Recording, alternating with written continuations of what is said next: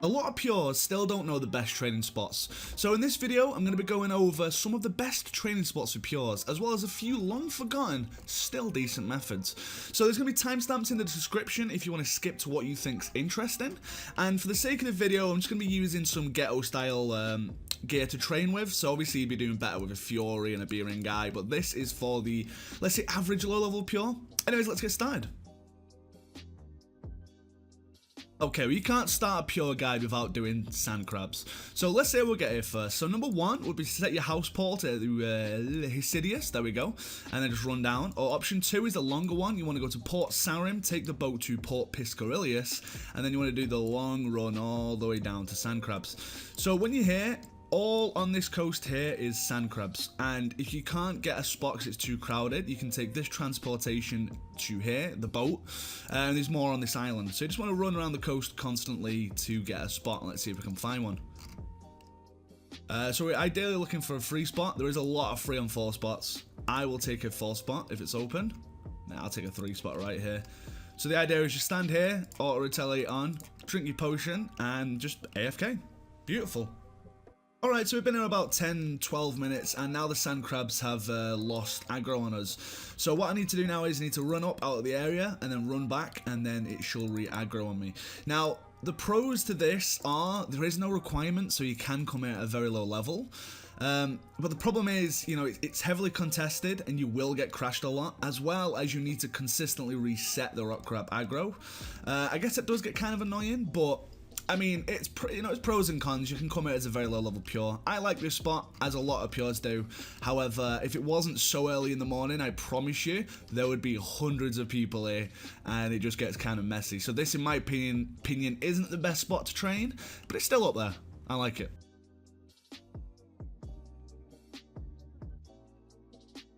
The Nightmare Zone is a place where you can refight bosses you've done from quests. However, it's fantastic training for pures.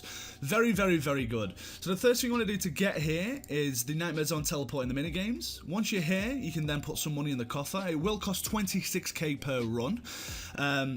Which isn't too bad in my opinion. So then you've got 2 choices. Do you want to do Protect from Melee method, which is the most AFK, or you can also do the No Prayer method, which requires absorption potions and a Dwarven Rock Cake.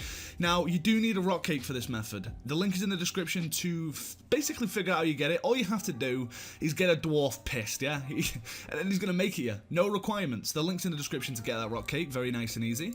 So then once you put your money in your coffer and you've got a few absorbs, or you want to do your Protect from Melee method, you then right-click Dream, Rumble, Customization Hard. So he's going to say 26k. Once that's all set up, you want to click the potion. And this is where the 5 quests come in handy. So you want to deselect everything that's going to be selected, apart from the 5 from the quest. So you got Vampire Slayer for Count Draenor, Tree Spirit from Lost City, Kazor Warlord from Trino Village, Bouncer from Fight Arena, you want to get that off, and finally Black Demon. So you're going to have the 5 selected from the 5 quests I said do in the little transition. Once that's set up, you're going to click Accept, and you're in the dream.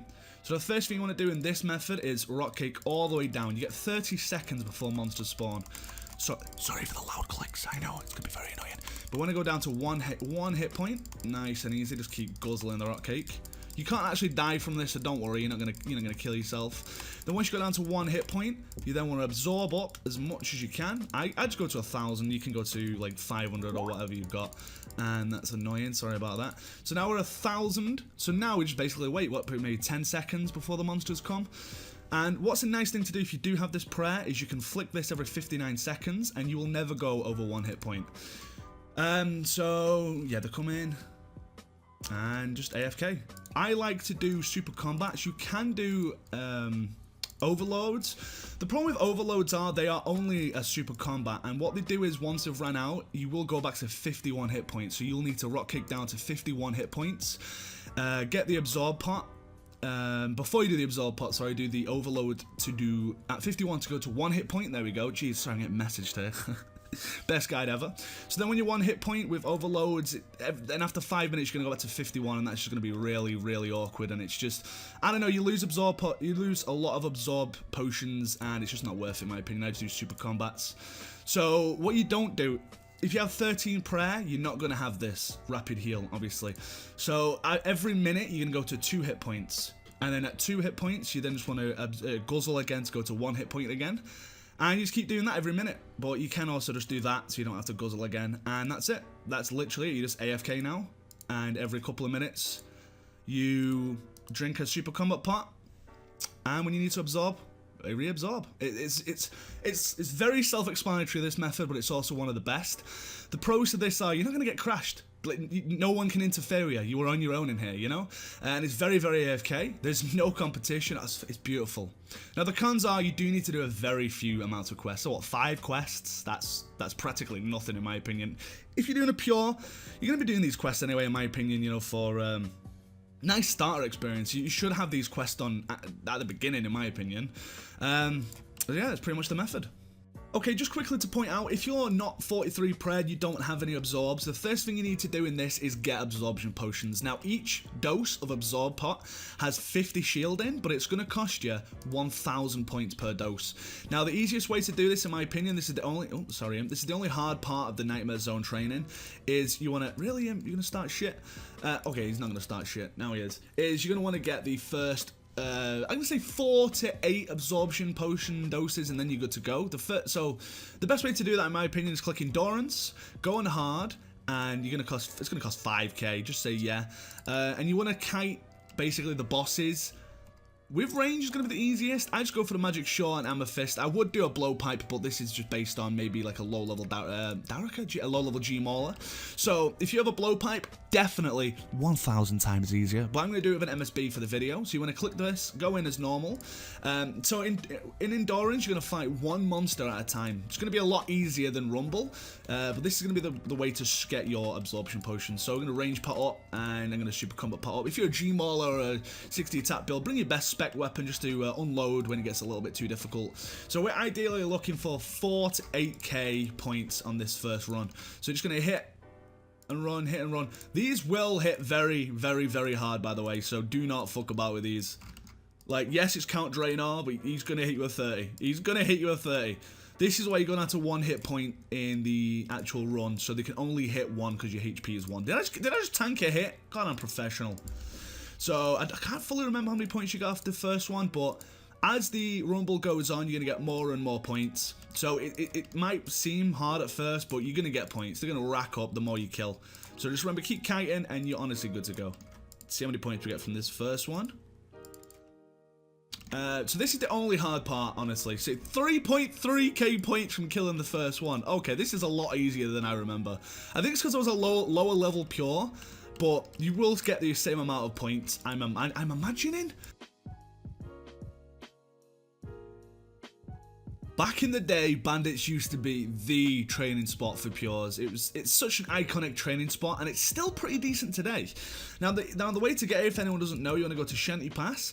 You want to take the transportation to the Bedabin camp, and then run all the way down here. Now, how Bandits work? If you wear anything from any god, they will attack you mercilessly. Now, this does require 43 prayer, so this is for the accounts with smite and anything like that. You can train here very effectively if you're 50 attack or 75 attack, so still a pretty decent spot. So you want to start with protect from melee, run in, stand pretty much where this rug is, and then put your god stuff on, and then instantly they're just all going to turn on you. They're going to turn on you. They all hate you because you're a part of a god. I was going to say tribe then, that doesn't really make sense. So yeah, once you're here, just AFK, and that's it. Like, make sure your prayers up and stay here. And they're going to constantly attack you. They're going to constantly spawn. They're going to constantly come. And it's nice and AFK. So yeah, it's a really nice spot. Just keep chilling here with your prayer on, and they're going to constantly keep spawning to murder you. And they will not de-aggro as long as you have the god gear on. And they just hate you because I'm a Saradominus filth. Nice, I like that. But the benefit to this spot is, like, it's such an old training spot. Not many people come here anymore, so you're not really going to find competition in the world. It's also going to be nice if you don't want to do the quests for Nightmare Zone. However, I would still suggest Nightmare Zone. It's just better in my opinion because you do make money back from the store as well as imbues for your rings. However, this is still a really nice spot. Now, the cons to this, obviously, you do need the overheads, or you're just going to die and you're not going to be able to stay here really. But yeah, it definitely makes a spot in the guide. So back in the day, you used to be able to come here and sell your super restores or your prayer pots to the store and then buy them back. Sadly, in old school, they've decided to get rid of this. I'm not quite sure, so it kind of devalues this spot a little bit. Make sure you keep that in mind and come here with a full inventory of prayer pots and not expect to be able to sell to the store. It's kind of a shame, really. I don't know why that got nerfed in old school. Oh well.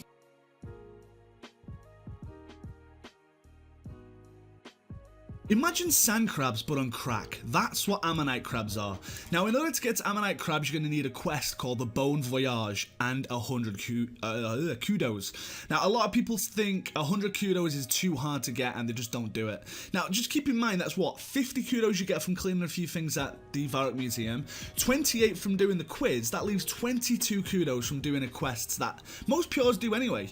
Like, Kudos are not hard to get. Please, please spend half a day getting these requirements. You will not regret it. So now that out of the way, Sandcrabs are now located on Fossil Island along the coast here, and there's quite a few of them. But my favourite spot is if you go down here near the volcano, there's a free spot right here. These are always uncontested and they're very nice experience. Now we're here, I'm going to show you. So I've killed a few just to, oh, there's a fossil there. Spoiler alert. Okay, so you get fossils, just not really important right now, but you want to stand roughly here to aggro all three of them. Now these Ammonite Crabs have a large attack radius, so there's just not, oh, really, it's so fat, they're so fat. We stand here, okay, that'll do. So they have 100 health compared to Sandcrabs 60, so 3 Ammonite Crabs are a 5 spot at Sandcrabs. No competition. That is ridiculous. Now, the beauty of it as well is, I just got lucky on the video, nice, a large fossil. You can then bring these fossils to the Varrock Museum, complete, like, well, fossil stands, and then you get XP lamps. I think you get like 130k XP for collecting all the fossils, something like that. Ridiculous. Can you 130k rune crafting experience or 130k strength XP? You're a pure, you probably want the strength experience. I'm a nerd, I want the rune crafting experience. Okay, I want it. But this is honestly the best spot to train for a pure. Over the Nightmare Zone, this is the best spot. They're like Sandcrabs, they don't hit you, they have 100 health, and there's 3 of them with a large attack radius. Look at him, look, he's miles away! Oh, it's beautiful! Oh, Ammonite Crabs are just the best. Honestly, please spend the time getting the 100 Kudos. It's very easy. Definitely top 3 training spots for a pure. Very nice.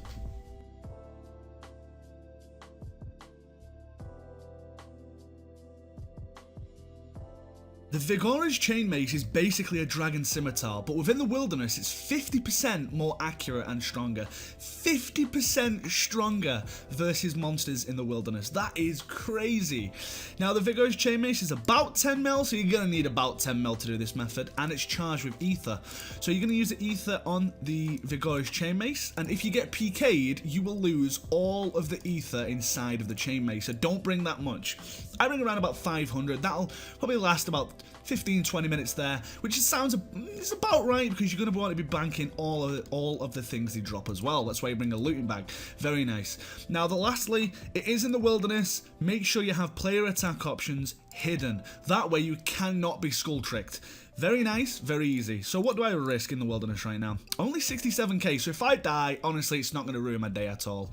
So the place we're going to use it is at Elder Chaos Druids. Now, they're in level 13 Wilderness, and it's multi, and they all attack you with Mage.